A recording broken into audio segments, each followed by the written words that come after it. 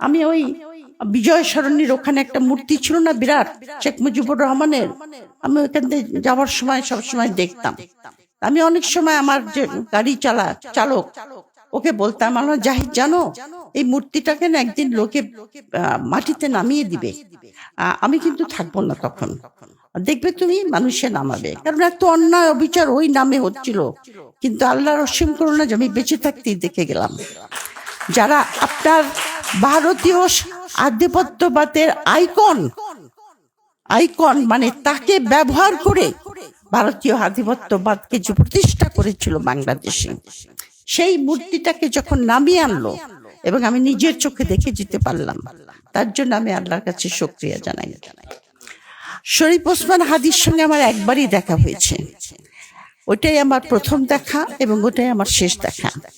আমি একটা সেমিনারে গেছিলাম, সেখানে হাদি বক্তা ছিল, অল্পক্ষণ ছিল, আমরা একসঙ্গে ঢুকছিলাম, তখন হাদির সঙ্গে আমার 2 সেকেন্ড কথা হয়েছে।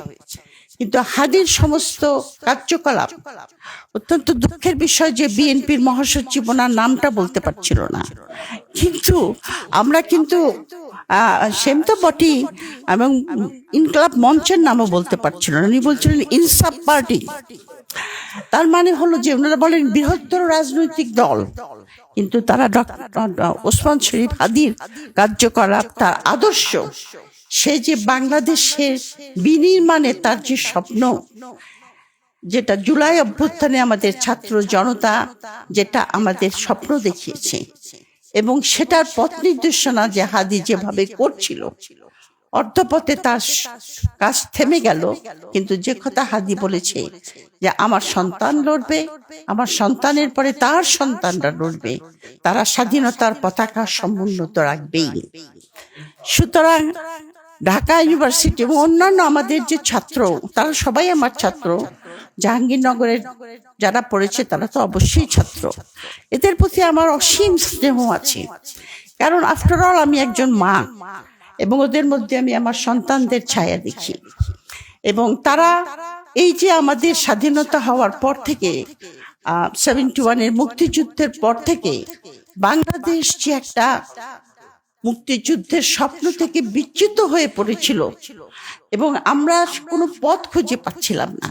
আমি ব্যক্তিগতভাবে, যেহেতু আমি অ্যাক্টিভিস্ট না, আমি লিখি, আমি ব্যক্তিগতভাবে আমি লিখেছি যে বিশেষ করে 2009 সাল থেকে শুরু করে শেখ হাসিনা যে ক্রমান্বয়ে একটা ফ্যাসিস্ট হয়ে উঠছে এবং দেশের সমস্ত গণতান্ত্রিক প্রতিষ্ঠানগুলিকে ভেঙে দিচ্ছে, এটা আমি বহু লেখায় লিখেছি, কিন্তু কোনো পথ খুঁজে পাচ্ছিলাম না।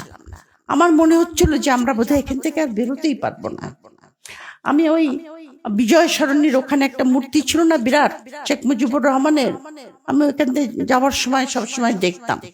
আমি অনেক সময় আমার যে গাড়ি চালক ওকে বলতাম, আমার জাহিদ জানো এই মূর্তিটাকে না একদিন লোকে মাটিতে নামিয়ে দিবে, আমি কিন্তু থাকবো না তখন, দেখবে তুমি মানুষে নামাবে। কারণ এত অন্যায় অবিচার ওই নামে হচ্ছিল, কিন্তু আল্লাহর অসীম করুণা যে আমি বেঁচে থাকতেই দেখে গেলাম। যারা আপনার ভারতীয় আধিপত্যবাদের আইকন মানে তাকে ব্যবহার করে ভারতীয় আধিপত্যবাদকে যে প্রতিষ্ঠা করেছিল বাংলাদেশে, সেই মূর্তিটাকে যখন নামিয়ে আনলো এবং আমি নিজের চোখে দেখে যেতে পারলাম, তার জন্য আমি আল্লাহর কাছে শুকরিয়া জানাই। আর দ্বিতীয় কথা হলো আধিপত্যবাদটা কি? আধিপত্যবাদটা কিন্তু আপনার সরাসরি যারা ব্রিটিশ আমাদেরকে 200 বছর শাসন করেছে, ওই শাসনটা ছিল সরাসরি। যদিও আমাদের এখানে বেঙ্গলে, ইস্ট বেঙ্গলে আমরা কিন্তু ব্রিটিশের অধীনে ঠিক ছিলাম না, আমরা ছিলাম জমিদারদের শাসনে। সুতরাং আমাদের এখানে ব্রিটিশের ইনডিরেক্ট রুল ছিল, যার জন্য আমাদের এখানকার এলাকার লোকরা অত্যন্ত বঞ্চিত ছিল, অত্যন্ত অপ্রেস ছিল, অত্যন্ত দরিদ্র ছিল। হাসানুজ্জামান আরো ভালো বলতে পারবেন কি অবস্থা এখানে ছিল। আধিপত্যবাদ হলো আপনার যে বাইরের একটা শক্তি আপনার দেশের রাজনীতি, অর্থনীতি, সংস্কৃতি, প্রতিরক্ষা, মানুষের জনজীবন সবকিছুকে পরিচালিত করবে, যুদ্ধ করে নয়। অথবা সরাসরি নয়। তারা কি করবে? বিভিন্ন ধরনের কলা কৌশল, যেটা এই বইটার মধ্যে খুব সুন্দর করে আমি চ্যাপ্টারগুলি দেখলাম, খুব সুন্দর করে লেখক তুলে ধরেছেন যে কত রকম কৌশলের দ্বারা যে জিনিসটা ঘটে সেটা হলো মানুষের মননকে অধিকার করে নেয়, মানুষের চিন্তা, মানুষের মানসিকতা, মানুষকে চিন্তা করতে শিখায় যে আমার কোনো নাই, সক্রিয়তা নাই, আমি একটা আমার কোনো চিন্তা করার ক্ষমতা নাই, আমি কে আমি তা জানি না, আমাকে বাইরের শক্তি যা করতে বলছে আমি তাই করব। এটাই হলো আধিপত্যবাদ, বা যেটাকে আমরা বলি হেজিমনি। হেজিমনি কথাটা সবচেয়ে প্রথম বলেছেন গ্রামস্কি বলে একজন পলিটিক্যাল ফিলোসফার, এবং এই হেজিমনি কথার সময় তিনি সবচেয়ে বেশি ইম্পর্টেন্স দিয়েছেন বা গুরুত্ব দিয়েছেন সেটা হলো কালচারাল হেজিমনি, মানুষের মনকে অধিকার করে নেওয়া। এটা কিন্তু একটা বিশাল ব্যাপার। ওয়েস্ট বেঙ্গলের একজন লেখক আছেন আশিস নন্দী, নিশ্চয়ই নাম শুনেছে যারা ছাত্রছাত্রী, তার একটা বই আছে, বইটার নাম হলো ইন্টিমেট এনিমি। তার মানে হলো যে ওই শক্তিটা আমার বন্ধু বেশে, কিন্তু সে আমার অন্তরকে অধিকার করে নিয়েছে, অধিকার করে নিয়ে সে আমাকে চালিত করছে। এটাই হলো আধিপত্যের একটা ভয়ঙ্কর রূপ, এবং এই আধিপত্যকে প্রতিহত করতে হলে, এবং আমি অত্যন্ত কৃতজ্ঞ আমার ইয়াং জেনারেশনের কাছে যে 5th of July রেভলিউশনটা হয়েছে, কারণ আমি ভাবতে পারি নাই যে আমি বেঁচে থাকতে হাসিনার পতন দেখে যাব। তাদের সাহস, তাদের দৃঢ়তা, তারা যেভাবে এই আন্দোলনকে গুলির মুখে, দমন পীড়নের মুখে দাঁড়িয়েছে, তাতে আমার বুকটা তাদের জন্য অহংকারে ভরে গেছে যে এরা আমার দেশকে স্বাধীন রাখতে পারবে, এরা আমার দেশকে আত্মমর্যাদার সঙ্গে রাখতে পারবে, এরা আমার দেশের জনসাধারণকে, নিপীড়িত জনগোষ্ঠীকে মুক্তির পথ দেখাবে। সবচেয়ে বড় জিনিস জুলাই আগতে ছাত্র জনতা করেছে, সেটা হলো বাংলাদেশ পাকিস্তানের অংশ ছিল সেই সময়ে এবং পরবর্তী পর্যায়ে is a post colonial state. It is not a modern state, not even post-modern to knowing, not even a modern state. It is a colonial, post-colonial state. তার মানে ব্রিটিশ আমলের যে আইন, মানে শোষণ করার, ব্রিটিশ আইনের যে প্রাতিষ্ঠানিক রূপটা, মানুষকে শোষণ করা, সেগুলি সবই রয়ে গেছে, আমরা স্বাধীন হয়েছি। কিন্তু রাষ্ট্রযন্ত্র পরিচালিত হয় সেই ঔপনিবেশিক চিন্তাধারার দ্বারা তৈরি আইনের দ্বারা। এই পোস্ট কলোনিয়াল স্টেটগুলিকে চালায় সেই দেশগুলির এলিট শ্রেণী। এই এলিট শ্রেণীর মধ্যে পলিটিক্যাল পার্টি আছে, আর্মি আছে, সুশীল সমাজ আছে, ব্যুরোক্রেসি আছে, ইউনিভার্সিটির টিচারও আছে। এই এলিটরা রাষ্ট্রযন্ত্রকে ব্যবহার করে। অবশ্য এলিটদের একটা অত্যন্ত ভালো রোলও আছে সভ্য দেশে এবং ডেমোক্রেটিক দেশে, যে এলিটরা বুদ্ধির বৃত্তি দ্বারা সেই দেশটাকে, যারা দেশ চালায় তাদেরকে ডিরেকশন দেয় বা পথ নির্দেশনা দেয়। কিন্তু যেখানে এলিটরা জনগণকে বঞ্চিত করে, রাষ্ট্রযন্ত্রকে ব্যবহার করে নিজেদের স্বার্থের জন্য পরিচালিত করে, তাদেরকে যেটা বলা হয় যে তারা হলো তোমার পেটি বুর্জুয়া, বা যারা মানে এলিটের নাম ধরে জনগণকে ঠকায়। 24-এর আন্দোলন বা আপরাইজিং বা বিপ্লব, যেটাই আপনার বলেন না কেন, আমি মনে করি যে ওটা ছাত্র জনতার সঙ্গে বাংলাদেশের 80% লোক ছিল আপনার প্রান্তিক জনগোষ্ঠী। আপনি দেখেন যারা মারা গেছে তারাও কিন্তু বেশিরভাগই প্রান্তিক জনগোষ্ঠী, যারা আহত হয়েছে তারাও প্রান্তিক জনগোষ্ঠী, কারণ তাদের জীবন কিন্তু চরম হতাশায় পৌঁছে গেছিল। পুলিশের অত্যাচার, ডিপ্রাইভেশন, স্বাস্থ্য, শিক্ষা, রাষ্ট্রের কোন রকম সুযোগ সুবিধাই তারা পাচ্ছিল না। এই অভ্যুত্থানের দ্বারা ছাত্র জনতা বাংলাদেশের ওই এলিটকে আঘাত করেছে এবং তাদেরকে ভাঙতে চেষ্টা করেছে, এবং এখনো চেষ্টা করে যাচ্ছে। এলিটরা এখন পর্যন্ত কিন্তু তাদের অবস্থানকে সুদূরেই রেখেছে বলে আমি মনে করি। এলিটদেরকে আমরা ভাঙতে পারি নাই।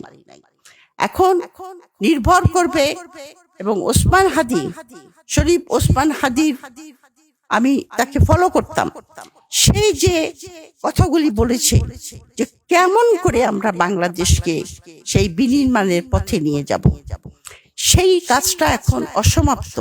সেই কাজটা তোমাদের করতে হবে, কিন্তু তোমাদের সঙ্গে আমাদের মতো লোকদেরকেও করতে হবে। কারণ আমরা আমাদের কাজ করতে চেষ্টা করেছি, কিন্তু আমরা সাকসেসফুল হই নাই, আমাদের সাফল্য আসে নাই। আমাদের জেনারেশনের কথা বলছি আমি। কিন্তু আমরা যারা যারা ছাত্র জনতা, ইয়াং গ্রুপ, আমি এদের কথা শুনলাম, অনেকে এখানে যারা বক্তব্য দিয়েছে, এবং আমি খুব ইমপ্রেসড হয়েছি তাদের কথায়, যে এই আধিপত্যবাদকে রোধ করতে হলে কি কি করতে হবে। কথাগুলি অত্যন্ত সুন্দর বলেছে, যে যে সমস্ত প্রতিষ্ঠানের দ্বারা আধিপত্যবাদ প্রতিষ্ঠা হয়েছে তার বিপরীতে আমাদের সেরকম প্রতিষ্ঠান গড়ে তুলতে হবে, কালচারাল, পলিটিক্যাল, হোয়াটএভার। সেটা কি কি করে কাউন্টার করতে হবে। সবচেয়ে বড় কথা, ভারতীয় আধিপত্যবাদ যে আমাদের এখানে প্রতিষ্ঠিত হয়েছে, সেটা ভারতীয়রা কার দ্বারা করেছে? আমার দেশের লোকদের দ্বারাই তো করেছে। হাসিনা যে ফ্যাসিস্ট হয়ে উঠেছে, হাসিনা কি একলা একলা ফ্যাসিস্ট হয়ে উঠেছে?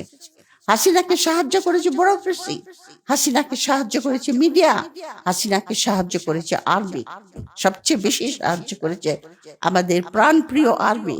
কিন্তু সেই জন্যই সে এখানে পৌঁছেছে। যখন বিডিআরের আপনার পিলখানার হত্যাকাণ্ড ঘটলো, সেটা কিন্তু ছিল বাংলাদেশের সার্বভৌমত্বের উপরে আঘাত। হাদির হত্যাকাণ্ডটাও কিন্তু আমাদের সার্বভৌমত্বের উপর আঘাত।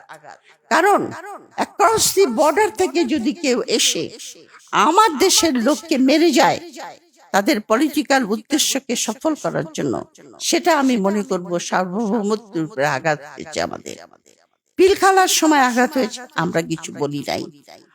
শাপলা চত্বরে হয়েছে, আমরা কিছু বলি নাই। গুম হয়েছে মানুষ, আমরা কিছু বলি নাই। আজকে যারা প্রথম আলো আর ডেইলি স্টারের জন্য রাস্তায় দাঁড়িয়েছে, এই মুখগুলি অত্যন্ত চেনা। এরা নিজেদেরকে সুশীল বলে, আমি বলি এরা হলো ওয়েদার কক বা মৌসুমী সুশীল। মানে যখন তাদের এজেন্ডা সামনে আসবে, যখন তাদের এজেন্ডা সামনে আসবে, তখন তারা মানবাধিকার, হিউম্যান রাইটস, অমুক তমুক এগুলি বলে আসবে। কিন্তু প্রথম আলোর অফিসে আগুন দিয়েছে, আমি ভায়োলেন্সকে সাপোর্ট করছি না, কিন্তু আগে কি কাগজে আগুন দেওয়া হয় নাই? নয়া দিগন্তে কি আগুন দেওয়া হয় নাই?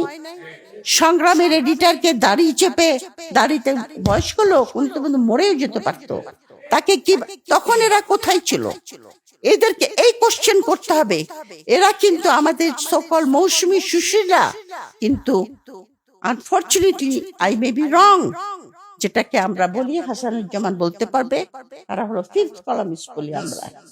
ফিফথ কলামিস্ট মানে আমার দেশে বসে আমার দেশের বিরুদ্ধে কাজ করে, আমার দেশের নাগরিক পাশের দেশের হয়ে কাজ করে।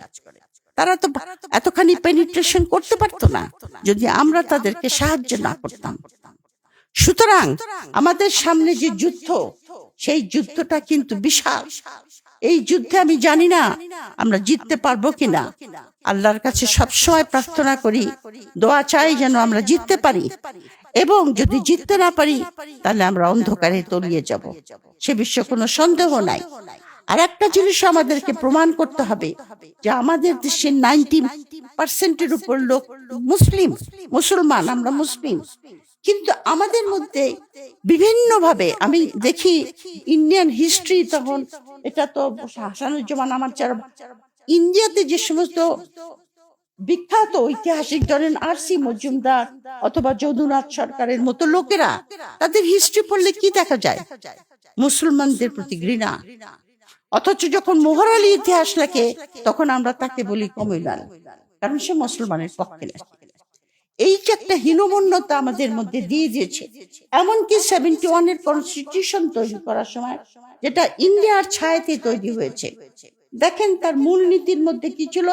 সেকুলারিজম। আচ্ছা, সেকুলারিজমের কথাটা লেখার কি দরকার? তার মানে বলতে চাচ্ছে যে আমরা সেকুলার না, সংবিধানে লিখতে হবে। অথচ ঐতিহাসিক ভাবে এখানকার জনগোষ্ঠী সেকুলার। যখন সুলতানি আমল ছিল, পালদের আমল ছিল, মোগলদের আমল ছিল, বড় বড় scholar like Eaton and Asim Sen and others, যারা ইসলামাইজেশনের উপর বই লিখেছে সাউথ এশিয়াতে, তারা পর্যন্ত বলেছে যে এখানে কোন রকম ফোর্সফুল কনভার্সন হয় নাই, এখানকার ইসলাম প্রচার হয়েছে সুফিদের দ্বারা। সুতরাং এই যে একটা হীনমন্যতা আমাদের ভিতরে ঢুকিয়ে দিয়েছে যে আমরা মুসলমান মানি আমরা কমিউনাল, সেকুলারিজম রাখতে হবে আমার সংবিধানে। কেন? আমরা সবসময় সেকুলার, সব সময় সেকুলার। সুলতানি আমলে সুলতানদের বড় বড় পজিশনে হিন্দুরা করতো, চাকরি করতো। তারপরে পাল আমলে তো রীতিমতো, তখন অবশ্য মুসলমান ছিল না, কিন্তু হিন্দুদেরকে তো তারা কোনো পারসিকিউট করে নাই। এটা আমাদের ঐতিহ্য, এটা আমাদের ইতিহাস, এটা আমাদের কাউকে বলে দিতে হবে না যে আমি সেকুলার। আমি সেকুলার, আমি মুসলিম, কিন্তু আমি সেকুলার। আমি অন্য ধর্মের যারা বাস করে তাদেরকে সম্মান করি। তারা যে সমস্ত ধর্মীয় অনুষ্ঠান করতে চায় সেখানে তারা এগুলি ফ্রিলি করতে পারে। এখানে আমাদের তাদের প্রতি কোনো কমিউনাল ফিলিংস নাই। সুতরাং আমাদের এই হীনমন্যতা থেকে বের হয়ে আসতে হবে। আগেও আমাদের কিছু বক্তা বলেছেন আমাদের জ্ঞান অর্জন করতে হবে, কারণ বুদ্ধিবৃত্তির দ্বারা আপনার ছাড়া এই যুদ্ধ জয় করা যাবে না। আমার মনে আছে আমি যখন আমার হাজবেন্ড কলম্বিয়াতে যখন ছিলেন, আমি তখন কলম্বিয়াতে আমার পিএইচডি থিসিসের জোগাড় করছিলাম মেটেরিয়াল। তো ওদের কলম্বিয়া ইউনিভার্সিটির লাইব্রেরিতে, মেইন লাইব্রেরিতে অনেকগুলি লাইব্রেরি আছে। একটা লাইব্রেরি আছে বাটলার হল লাইব্রেরি, বিশাল, মানে কত তলা, বেসমেন্ট পর্যন্ত খালি বইয়ে ঠাসা। আমি বাসায় এসে আমার হাজবেন্ডকে বললাম, আসলে না আমেরিকানদেরকে হারানো যাচ্ছে না, বা অথবা পৃথিবীর এত বড় পাওয়ার হয়েছে বিকজ অফ দেয়ার জ্ঞান চর্চা, বিকজ তারা এত পড়াশোনা করে। এখন অবশ্য ট্রাম্পের আমেরিকার কথা বলছি না আমি, কিন্তু আমেরিকা আজকে যেখানে উঠেছে খালি বুদ্ধিবৃত্তির চর্চা করা। এমনকি ইন্ডিয়াতে আমি বলবো, ইন্ডিয়াতে যে জাতীয় বুদ্ধিবৃত্তির চর্চা হয় আমার দেশে তার 1% হয় না। ইন্ডিয়াতে বহুত থিঙ্ক ট্যাঙ্ক আছে, বহুত স্কলার আছে, যারা ক্রমাগত ইন্ডিয়ার সিকিউরিটি, ইন্ডিয়ান নেশন, ইন্ডিয়ার কত এগুলি নিয়ে বুদ্ধিবৃত্তির চর্চা ছাড়া এই যুদ্ধে জয় করা যাবে না। আর একটা হলো চর্চা করতে হবে আমাদের সংস্কৃতি, যেটা ওসমান হাদি শুরু করেছিলেন। আমাদের সংস্কৃতি অত্যন্ত অত্যন্ত অত্যন্ত রিচ। আমাদের গ্রাম বাংলায় যে সমস্ত অসংখ্য গান, অসংখ্য আপনার খেলাধুলা, অসংখ্য আমাদের যে কুইজিন বা খাওয়া দাওয়া একটা এলাকা, এগুলিকে আমরা চর্চা করি না। আমরা নিজেদের হীনমন্যতা থেকে অন্যের সংস্কৃতিটাকে বেশি গ্রহণ করি, সেখান থেকে বেরিয়ে আসতে হবে। লাস্টলি আমি বেশি সময় নিয়ে ফেলছি, লাস্টলি আমি যেটা বলবো সেটা হলো আমার দেশে একটা জনমূল পরিচালিত একটি সরকার, তৃণমূল জনগোষ্ঠী দ্বারা পরিচালিত একটি ডেমোক্রেসি দরকার, গণতন্ত্র দরকার। ওই গণতন্ত্র নয় যে একদিনের ভোটে গণতন্ত্র আসবে। একদিনের ভোটের পরে যেটা আসবে সেটাকে আমাদের করতে হবে অ্যাকাউন্টেবল এবং ডেলিবারেটিভ, মানে জনগণ কন্টিনিউয়াসলি সেটার মধ্যে পার্টিসিপেট করবে। সুতরাং সেদিকেও আমাদের নজর দিতে হবে, কারণ সেই জাতীয় জনগণ সংঘবদ্ধভাবে যে সরকারকে সাপোর্ট করে সেই সরকারকে বা সেই দেশকে কিন্তু কেউ দমন করতে পারে না। ইতিহাসটা সাক্ষী। কারণ আলেকজান্ডার গ্রেট যখন ইন্ডিয়া আক্রমণ করেছিল তখন ইন্ডিয়াতে ছোট ছোট ছোট ছোট জনপদ ছিল, যে সমস্ত জনপদগুলি আপনার জনগণ দ্বারা সমর্থিত ছিল না, তারা প্রথমেই আলেকজান্ডারের কাছে সারেন্ডার করে দিয়েছে। কিন্তু যারা জনগণের দ্বারা ছিল তারা কিন্তু তাকে রেজিস্ট করেছিল, আমরা পুরুর ঘটনা জানি। সুতরাং জনগণ সাপোর্ট একটা সেই জাতীয় সরকার আমাদের দরকার হবে। আমি যেটা বলবো যে আপনারা নির্বাচন যদি হয়, আমি জানি না, নির্বাচন নিয়ে অনেক আশঙ্কা দেখা দিয়েছে, আমরা হ্যাঁ ভোটটা যেন দেই, যেন সংস্কার আমরা করতে পারি, এবং যেই সরকারি ক্ষমতায় আসুক না কেন সেই সরকারকে এই ছাত্র জনতা এবং আমাদের যতটুকু ক্ষমতা আছে আমরা সব সময় তাদেরকে অ্যাকাউন্টেবল রাখার চেষ্টা করব, এবং ভারতীয় আধিপত্য থেকে বেরিয়ে আসার জন্য শেখ হাসিনা যে সমস্ত চুক্তিগুলি করেছিল এটা আমাদের ডিমান্ড করতে হবে পলিটিক্যাল পার্টি, যে আপনাদের ম্যানিফেস্টোতে লিখেন যে চুক্তিগুলি করে গেছে শেখ হাসিনা ওগুলিকে রিভিউ করা হবে আবার পার্লামেন্টে। রিভিউ করে যেগুলি জনগণ সাপোর্ট করবে সেগুলি থাকবে, যেগুলি করবে না বাকিগুলি বাদ। এটা হলো ফার্স্ট স্টেপ। তা এইটুকু বলে আমি শেষ করব। অনেক ধন্যবাদ আমার ছাত্র ছাত্রীদেরকে, আমি ওদেরকে নিজের সন্তানের মতো মনে করি। Thank you.